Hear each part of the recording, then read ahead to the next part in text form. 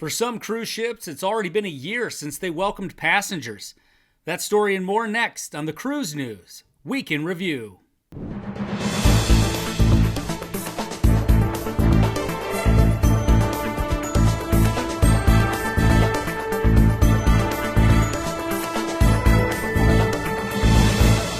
Welcome to the Cruise World. My name is Mark, and this is the Cruise News Week in Review. If you enjoyed this video, please let me know by hitting that thumbs up button, and be sure to check out the vlogs, ship tours, and parodies we have on the channel as well. Disney Cruise Line has further extended their pause in operations through the end of April. Sailings on the Disney Fantasy have been canceled through April 24th, on the Dream through April 30th, the Magic through May 6th, and the Disney Wonder through May 12th. As I mentioned in the opener, some cruise ships are already passing the one-year mark of cancellations. Due to the outbreak last January in China, Costa, MSC, Royal Caribbean, and Genting Cruise Lines suspended all cruise operations in China on January 25th of 2020. Cancellations continued to trickle in throughout the globe, and then on March 14th, the CDC issued a no-sail order in the United States. You all know the story from there, and with current cruise line cancellations pushing to April and beyond, it will be more than a year without cruising for us here in the United States. But what doesn't kill us makes us stronger. And as more and more people get vaccinated and the cruise lines continue to work towards compliance under the CDC's framework, we hope to be cruising with you again soon. And when cruising does resume here in the U.S., Port Canaveral will be ready and waiting. In addition to the brand new Terminal 3 that awaits Carnival's new Mardi Gras, there are 5 other fully functioning cruise terminals ready to home port ships. And that includes Disney's Terminal 8, which has seen modifications and upgrades during this pause in operations. Captain John Murray, Port CEO, believes the restart will be in places that can offer 3 to 4 day cruises that head to the cruise line's private islands, and believes that with their large drive-in market along with some of the best ships, Port Canaveral is in a very good position to lead the restart. Earlier this week, Carnival announced more deployment and schedule changes.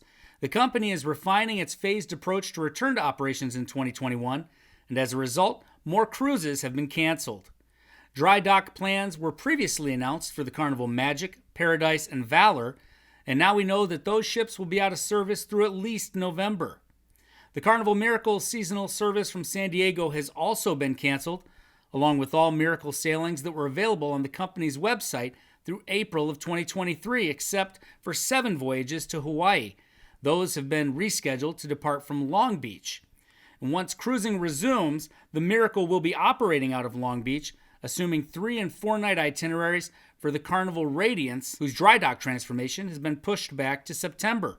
The Radiance is now set to make her debut on the West Coast in November. A couple of weeks ago, we told you that Celebrity had canceled their European itineraries on the Apex and Edge. Well, Europe's loss is Florida's gain, as this week the company announced that the Edge will be moving to Port Everglades, where she'll be sailing Eastern and Western Caribbean itineraries from July through November. Every day I hope to hear stories of cruise lines calling their crew back into service, but this week one major cruise line has done just the opposite.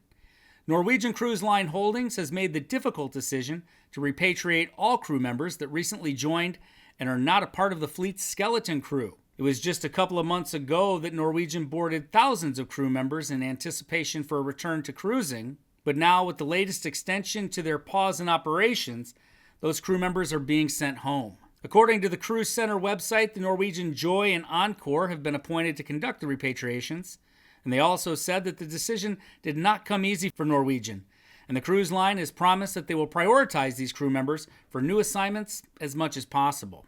No one can argue that these are unprecedented times for the cruise industry, and now more than ever, passengers want to be assured that they'll be taken care of properly in the event of cancellations. This week, Royal Caribbean extended its Cruise with Confidence program.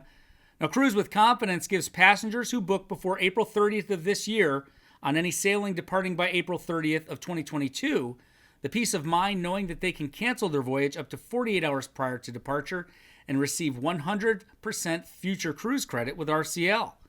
But another popular program with Royal, the Lift and Shift, is coming to an end.